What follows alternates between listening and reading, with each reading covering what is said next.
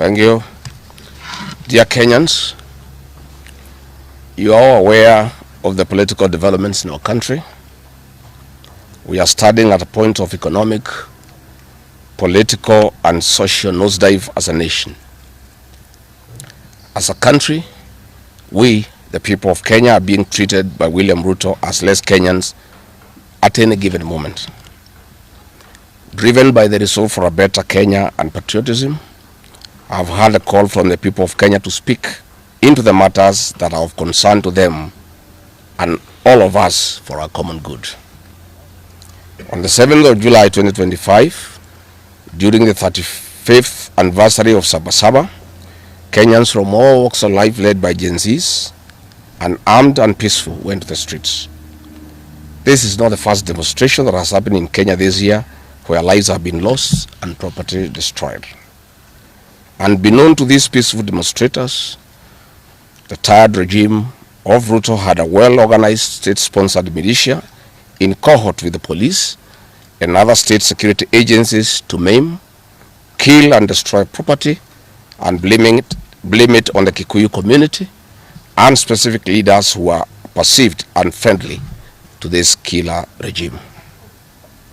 This targeted profiling of the Kikuyu community and destruction of their specific business is an economic sabotage not new to the narrative of William Ruto. On the 30th day, these state-sponsored militia, under instructions and guidance from the police, were dropped in different places in the country, and mostly in the Mount Kenya region and other regions not perceived friendly to the government. They were strategically dropped past midnight, and then roadblocks were placed by the police while others was dropped early in the morning. The militia were procured by Ruto, governors and MPs allied to him. These regions included Nairobi, Kiambu, Kajiado, Kisii, Nyeri, Murang'a, Kiambu, Kirinyaga, Meru, Nyandarua, Kajiado, Kitengela, Ongata-Rongai, Machakos, Embu, and in Wote. They had clear instructions to loot and destroy specific properties under police supervision. A killer squad of 101 that works under the Director General of the National Intelligence Service, Nuruddin Haji, was armed with assault rifles and drove in a convoy of unmarked Subarus, shooting and killing innocent protesters aimlessly in the streets and estates. This squad in Subarus, hooded and masked against court orders, are disguising themselves as DCI's officers, yet we know they are not. In fact, I would like to clarify that the National Intelligence Service has procured Subarus to give an impression that this killer gang is from the DCI. The truth of the matter is that this has nothing to do with the DCI. This is the National Intelligence Service, and this squad of 101 people was formed when I was still in government. Officers were recruited from the administration police unit for special training by NIS on abductions, killings, and cover-up. And this is a squad that is killing the people of Kenya. The killings and the business destruction pattern point to William Ruto's ethnic profiling narrative, which he is a master with no rival. With a close coordination of PS Interior Imodumolo, this narrative was boosted online by state bloggers to spin the narrative. The Cabinet Secretary Kipchumba Murkomen's public to shoot to kill order, coupled with assurances to police officers that the government will not cooperate with the investigators in police conduct, has emboldened security forces. Police officers are now on record threatening citizens who are in their homes, boasting of their license to kill, acting with a confidence that can only come from the highest echelons of power.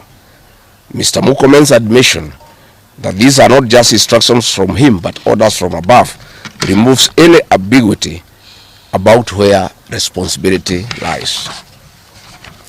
It will be recalled that in the run-up to the 2007 general election and its aftermath, the narrative of 41 against 1 was a masterpiece of William Ruto.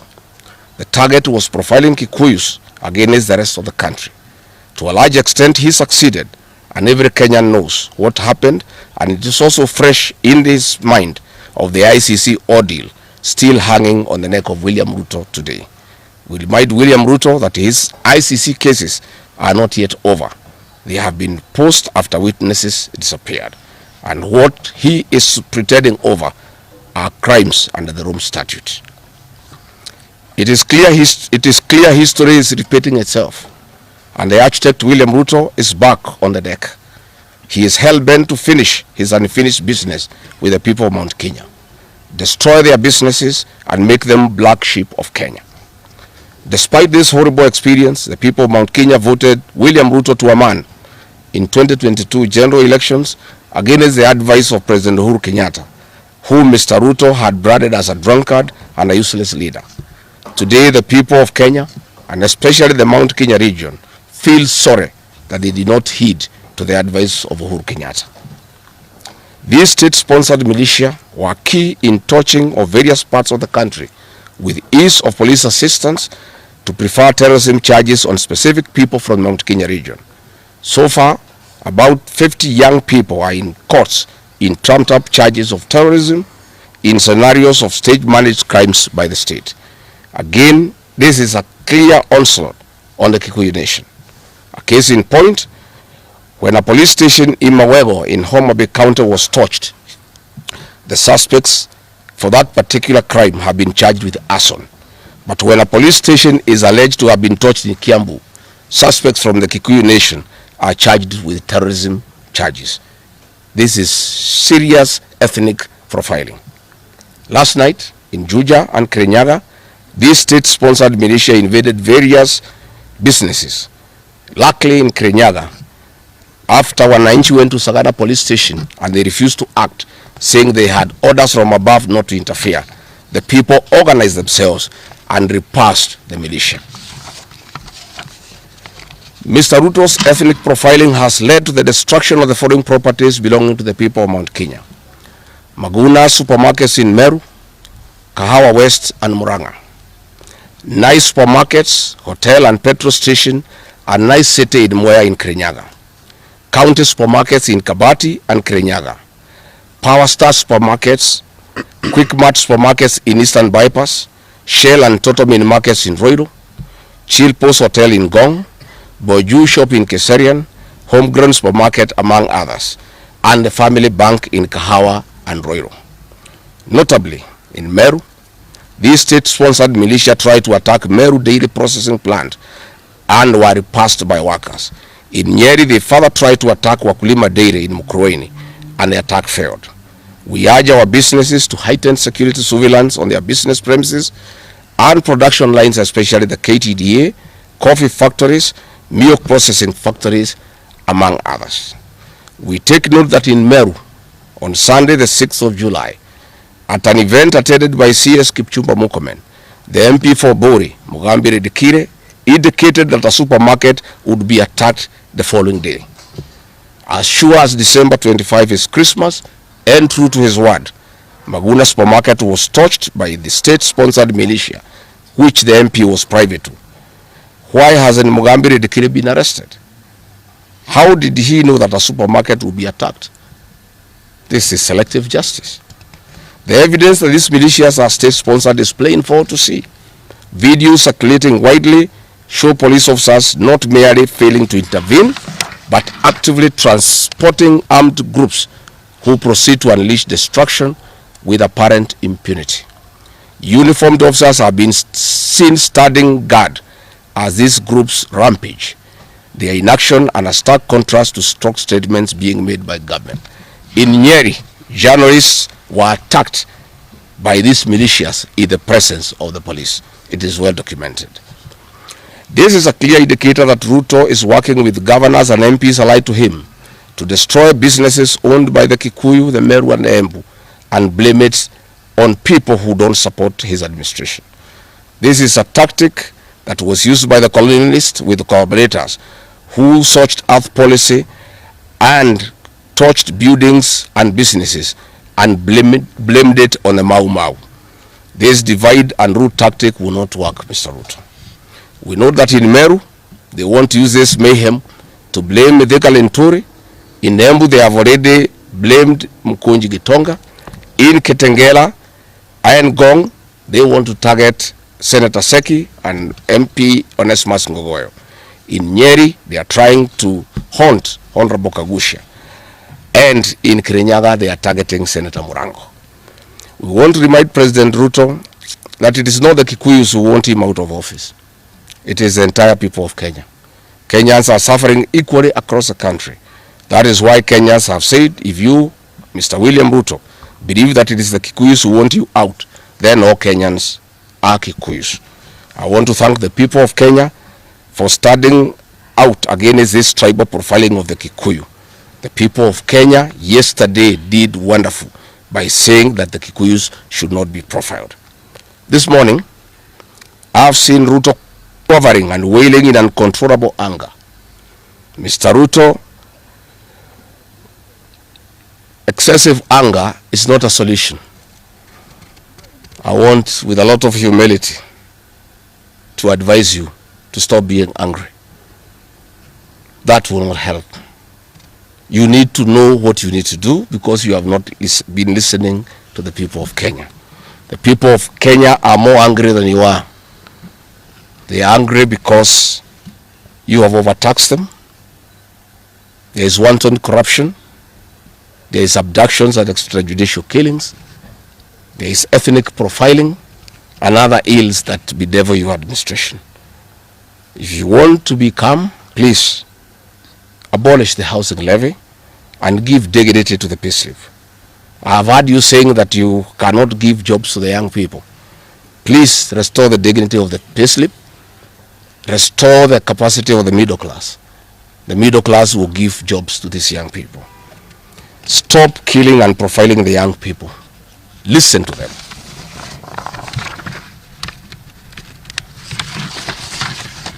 Stop abductions and extrajudicial killings. Abolish, disband the killer squad of 101 officers at Nurdin Haji. Give hustlers the jobs that you promised them. Mr. William Ruto, you are the one who promised. You cannot cry today that you have no solution, saying that other presidents have not been able to do it. You are the one who promised these young people. Stop police brutality. Stop abductions and illegal detentions. Get the hustlers from the bottom of the economic pyramid as you promised. Yes, Mr. President, we agree there were other presidents before you, as you have rightly stated. And true, they never went through what you are experiencing today. May it please you to know that the reason why Kenyans rarely had problems with them, Mwai Kibaki and Uhuru Kenyatta were guided by the Constitution and the rule of law. They did not capture our constitutional institutions to work for them, instead of working for Kenyans. They never killed children. They never attempted to build churches in State House. They never organized militias to destroy people's property and kill them. That is why you have a problem.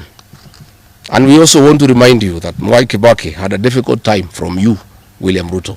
Videos are everywhere. You cannot say that Mwai Kibaki did not face resistance. It's on record that you gave hell to President Kenyatta for 5 years. So it is hypocritical for you to allege that Mwai Kibaki and Uhuru Kenyatta had a very easy time. Most of the problems Mwai Kibaki and Uhuru Kenyatta had came from yourself, and it's on record. We want to advise you that the one-term movement is not getting you out of power outside the Constitution. Mr. President, nobody wants to throw you. Nobody wants to overthrow your government. Nobody wants you out of power through unconstitutional means. Mr. President, I and the people we work with are on record. We want you to remove you from State House through the ballot in 2027. This narrative you are creating that there is an attempt to overthrow your government is for you to have the opportunity to use the Terrorism Act to profile communities and to persecute leaders who are opposed to your administration. Please relax. We want you to serve your one term. Nobody wants you out of government, and constitutionally, nobody has any plan to overthrow your administration, Mr. President. We want to face you on the ballot in August 2027. So just relax and stop crying wolf that anybody wants you out of office unconstitutionally. There is no leader here who is planning a coup, and none has the capacity, and nobody is interested. The leaders in this country, and indeed 95% of the Kenyan population, want to humiliate you at the ballot. They will relish that moment. None of them would want you to go out through any other method, unless, of course, you decided to resign on your own volition. So please stop creating this narrative. This narrative is to enable you to use anti-terrorism law to persecute leaders and to persecute the Kikuyu community. If you speak out online, Mr. President, you want to use the Terrorism Act to harass people. If you dare challenge your administration, you want to use the Terrorism Act to deal with people who are opposed to your administration. My fellow Kenyans, let us not be deceived. William Ruto has stripped away even the pretense of democracy. What we are witnessing is not the rule of law, but the rule of fear. This is not the behavior of a government that serves its people. This is the machinery of outright dictatorship.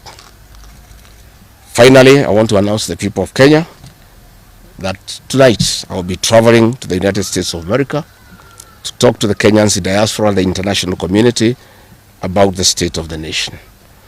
I would have wanted to stay in the country at this very difficult time when our people are under siege, but I have engagements that I'm not able to postpone. I have been threatened by people close to William Ruto, who called some of my people today, and they will want to stop me from leaving the country. I have no problem. If you want to come and arrest me at the airport, as you are threatening us, you can go ahead. I don't have a problem. You cannot sell fear to us. You know, even if you sold us fear, we cannot buy. You know, and therefore, as I'm out of the country, unless I'm stopped from going, and if I'm stopped from going, I'm still okay. I'll be here because this is my country. We have made sufficient arrangements with other leaders in the united opposition to create a pool of lawyers to come in through for our young people who are being persecuted on trumped-up charges of terrorism. And I want to explain. I have heard the president saying that people have attacked police stations and the law courts. It was all stage managed by the MP for Kikuyu. How do you explain that people can walk into a police station and they are not armed and take over the police station from armed police officers? How do you go to the courts that are guarded by armed police officers and touch them? All these attacks of vital installations were stage managed by William Ruto through Kimani Ichung'wah to create the opportunity to prefer charges against people using the Anti-Terrorism Act.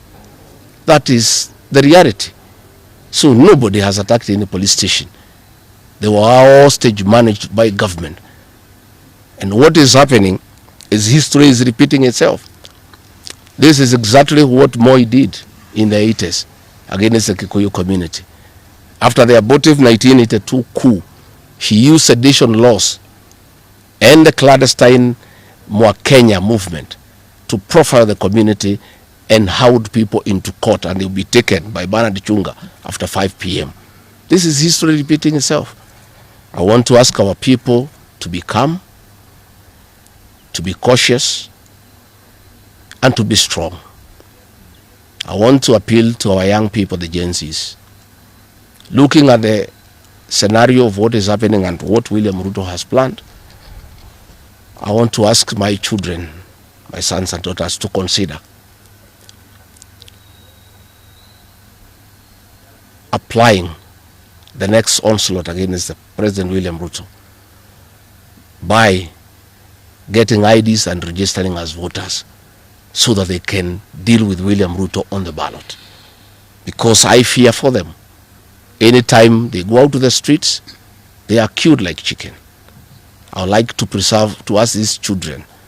We would like to live with them. We would like to see them grow. And when we look at the desperation of William Ruto and the brutal force he is using against these children and the use of state militias to attack them, I would like to plead with them to consider to join us, we in the opposition by registering as voters. And in 2027, we'll be able to get rid of President William Ruto.